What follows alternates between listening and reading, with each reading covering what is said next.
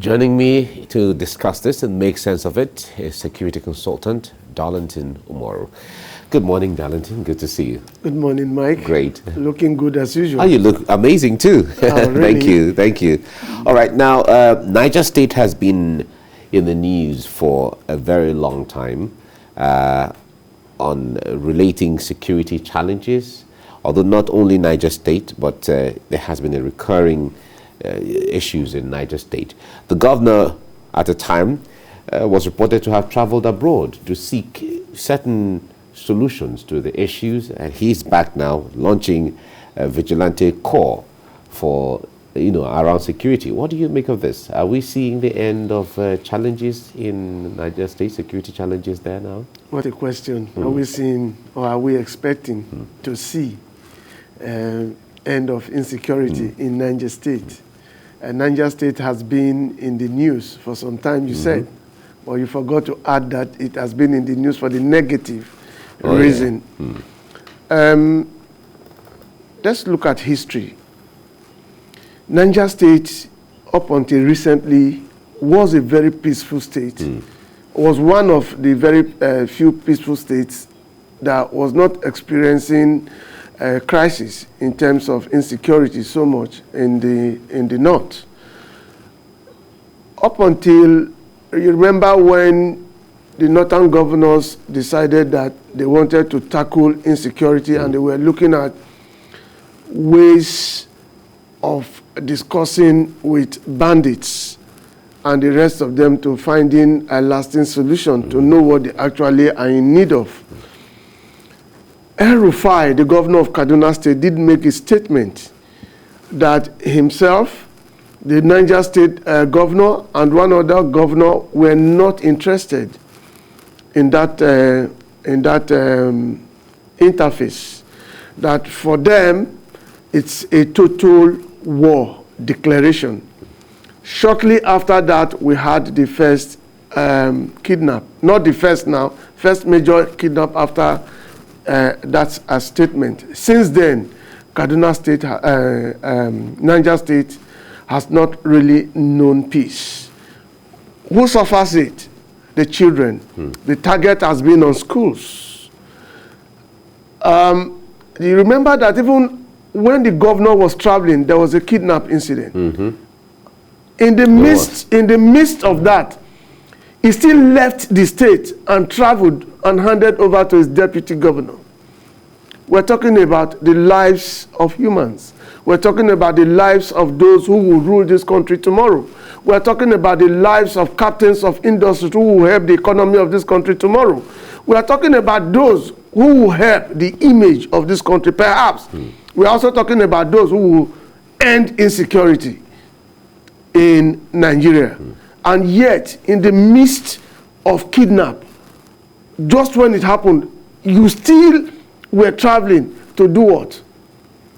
To get us what? He said he was seeking a solution to... Going to seek solution from whom? To security challenges. You have the Inspector General of Police. I'm talking about Usman Alkali. This man came on board, if you remember. If you look at the way he kickstarted his own administration, you see that first of all, those who were meant to gather security information, talking about intelligence, the man has turned everything around. He came in the midst of crisis. You saw what was happening in Imo State. The Imo State crisis, the jailbreak actually happened when the last, his predecessor was in Imo State when he was announced to be leaving. Exactly. Whether it's resignation or whatever it was called. You remember that? In the midst of that, Alkali took over. And then what has he done? The first thing he knew that he needed to do to fight insecurity was to help the morale of those who were actually going to carry out that fight. The morale of the police officers, the men who are supposed to gather intel for you, the men who are supposed to be out there day and night, was actually down. What did he do? He started from the headquarters. Of course, he has been in the system before now. All of that we know. But even so, when he took over, we have seen a difference. The police is ready to work now. Do you know? Have you seen what is happening in Imo State? He changed the police commissioner there. He moved the IRT team there, led by Abba Kyari, to Imo State. And since then, what have you had? All the leaders of the unknown gunmen were now unmasked. That are now tagged hashtag UGM, unknown gunmen. Yes. All of them are being unmasked because their accounts are being busted. The police is now working. You can see the IG. The IG is in Kaduna, is in Maiduguri right now as we're speaking. He was in Maiduguri 2 days ago. Before the service chiefs entered Maiduguri yesterday. Because Mr. President is entering Maiduguri today. When Mr. President came to Lagos, it was the same thing he did. He now leads the advanced party to ensure absolute intel ahead of the visit of Mr. President. And we're beginning to see results. What was the governor going to do? Why not liaise with those whom the Constitution bestowed that responsibility of providing security for the people? How can you do it alone as the state governor? From his own perspective, from some of the reports we got, is that the governor, who is the chief security officer of his state, cannot sit down and fold his arms while people under his state are being kidnapped. Children, women, everyone is under threat. So he had to seek solution. From the argument too is that the police seem to have been overwhelmed, so he was seeking an arrangement where there can be complementary effort towards what the police is doing. You're speaking for him? No, these are reports from the state that we... Mike, let's not be deceived by the politicians. Whom did he go to? Let us have that report. Which institution did he go to? Did he go to FBI? Did he go to CIA? Which institution? Did he go to Israel? To seek? These are the people with the highest level of intel in the world. These places I mentioned. When it comes to security matter, did he go to them? If he went to them, can he carry it out? The corps, the Vigilante Corps that has just been launched, where was it launched? Was it not in the police headquarters? Who would train them? Is it not the same police that would train them? Under whose watch? The Inspector General of Police. It is within the purview of that office. So who was he supposed to go to? Why are we wasting money? Why are we wasting money? You had a new Inspector General of Police, a no-nonsense man who has given riot act to the police officers to do what they are supposed to do in terms of insecurity. The first set of people that will tackle insecurity is the police. Yeah. Are we aware of this? If we are not aware, then let us ask questions. And then you had the man in Abuja who is ready to work with everybody, and then you left him, you still came back to him. You are launching a vigilante corps that are not armed legally. How would they carry out their functions without the assistance of the police? All right, now the vigilante corps that is being launched, amongst other security assignments that they will have, is to basically monitor activities of gangs within the state capital. What difference will this make, really? If we have to look at it that way. I should be asking you the same question, my brother, except that you're the one asking the questions here. What difference will it really make? Is it looking at curbing bandits and kidnapping in Niger State, or the gangsterism? Are they going to be fighting those ones those youths he said are being polluted, forming gangs and all of that? To do what? Is that the major insecurity problem that Niger State is facing at the moment? As I speak with you now, over 100, about 200 children are still under kidnappers, criminals who are holding them for about 2 weeks now. What have they done? Now the parents of those children and the school are going to mosques and churches to beg for funds, cap in hand, to be able to get back their children. Some have died. Painfully, Mike. Children of as little as 3 years are amongst those kidnapped. Not in the night, in the daytime. Under your watch, in Niger State. 3 years, Mike. 3 years. The Salihu Tanko is Islamia school. The kidnappers started by demanding for 250 million. They brought it down because they are talking with the headmaster. They brought it down to 200 million. Now to 150 million. From 150 million to 120 million. Because the parents are interested in getting back their children, they are living in agony, in tears on daily basis. Some of the children are dying. Some are sick. As at the last report, the headmaster said, when they spoke with him about 2 days ago, he was given the report that most of the children are sick because they cannot stand the horrific condition to which they are being exposed. Much my mind bleeds. I bleed in my mind each time I talk about things like this, particularly when the lives of little children are involved. Now, these parents, what is the state government doing? Launching a corps? Is the corps going to go after the bandits who are holding those children in the forest? Is that what we want to have? All right. Was that what he got from where he went to?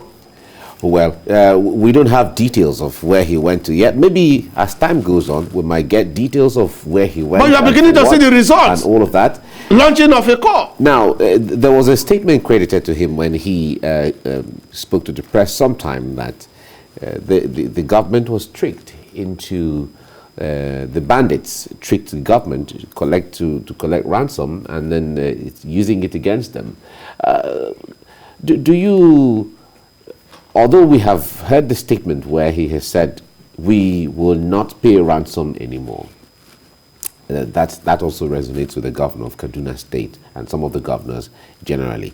But this children still being left or still being in the hands of the bandits, what other option is there when the security agencies are not able to, route them out and rescue them? Mike, we have said this over and over and over again.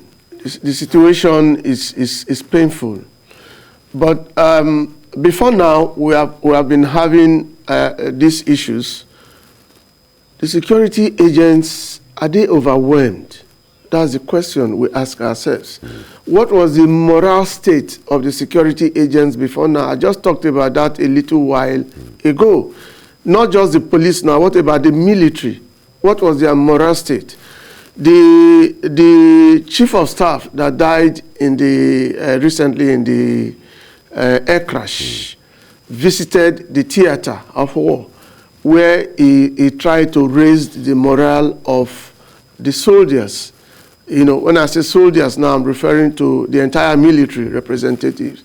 Today, tackling insecurity has no longer been restricted to the police and the military. Now, the other paramilitary agencies have been brought on. I'm talking about the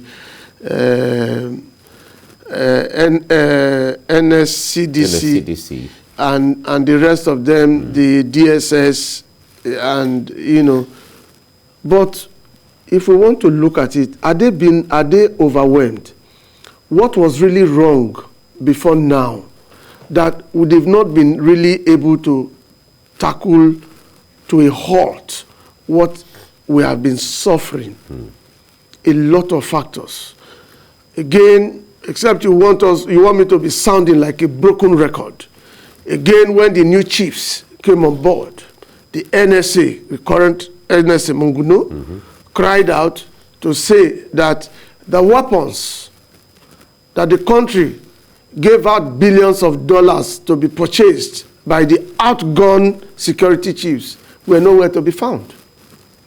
Your security men, how would they work? They are licensed to carry weapons. The persons they are going to tackle are carrying sophisticated weapons. When you don't have the kind of machinery that can stand the firepower, that can stand your enemies, what happens? They will overrun you. If you don't have the right frame of mind, You're thinking of your families at home being hungry. You're getting signals and messages. How do you face... That can be distracting. How do you face the enemies? Mike, a lot of factors are involved here. And thank God that we were all crying, clamoring, that the service chiefs who were there before now had overstayed. And Mr. President pulled them out. The IG also was replaced by another IG, and they came with their own program, with a new chief of defense staff. They came with their own program designed to tackle insecurity. And you heard Mr. President explaining the other day that the new chief of army staff was actually the commander of Operation Lafia Dole or something. No, not Lafia Dole. Not Lafia Dole. In charge of the theater operations. Okay? These are persons who had physical experiences on ground. And then Akali also came. Now you can see a new thing happening. Perhaps your consciousness has not been drawn to it. Anytime they are moving, they all move to a state. No one chief stays in the office. As I speak with you now, they are in Maiduguri, all of them. Why are they there? They are all looking at this insecurity matter. They have been there. Intel is being gathered. But what we need at this point in time is to cooperate with these persons. Let us leave history. Let us begin to look forward. The IG, like I said, is doing a lot now. The police are all around sniffing looking for information to gather intel that will help fight insecurity. All right. All of these movement, what Nigerians want, excuse me, what Nigerians want to see is that lasting solution so that they can go to sleep and they know they are safe. Now, for the individuals who wake up every day praying for the country, praying for their families, praying for the communities and themselves, what are the things that everyone should look out for in his own, although we don't have the powers and authorized, to carry weapons and all of that, but then in our own little way as individuals, what should everyone be looking out for? Because if you're going out every day now, you pray to come back safely. Security, like I have always said, is every man's business. It's not to be left to the security operatives. It's not to be left alone with the military. It's not to be left alone to the police. Now, you as an individual, I kept saying that these security agencies or agents are no spirits. They need to work on the basis of information gathered.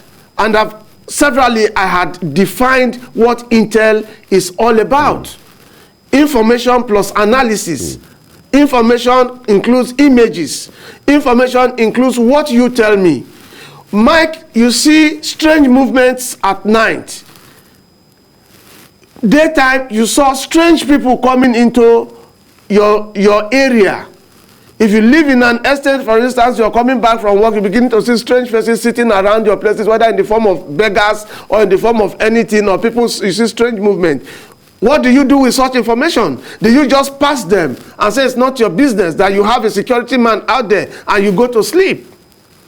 If the security man there is overwhelmed, what happens? We all need to be involved. All hands has to be on deck. It is not enough for you and I to do our pieces right here on television, talking to people and telling them what to expect and what to see and how to go about it. It is the involvement of this person. A crime is busted only when the right information is gotten. If a crime is committed or to be committed, some persons are prior to those information. That is why, for instance, you must have the undercover agents. You must also have informants, but all of these must also relate very well with the security people who will be able to translate all of the information they gather into intelligence. It's okay. We hope and pray that all the intel will work for the purpose of Nigerians. Thank you so much, Darlington Omoro, for coming on the program. Thank you, Mike. Always my pleasure being here. Thank you. Particularly when you tackle me. No, we are trying to enlighten Nigerians from your wealth of experience. That's all. To God be the glory. All right. Thank you so much.